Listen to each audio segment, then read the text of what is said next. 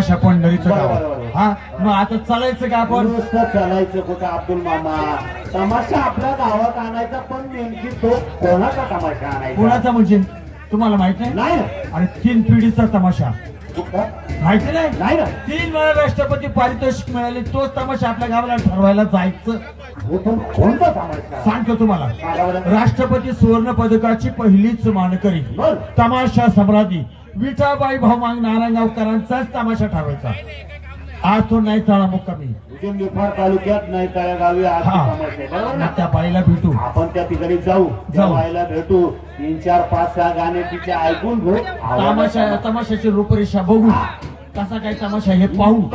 पैसे द्यायचे माहिती आणि काम गावची वर्गणी एक घराघरातून आपण वर्गणी जमा करतोय, बरोबर की नाही? आम्ही सगळे लोक आपल्याला नावं ठेवते तमाशा बेकार झाल्यावर, म्हणून नावा गावाचा तमाशा तोच ठरवायचा. चालायचं का आपल्याला? चला.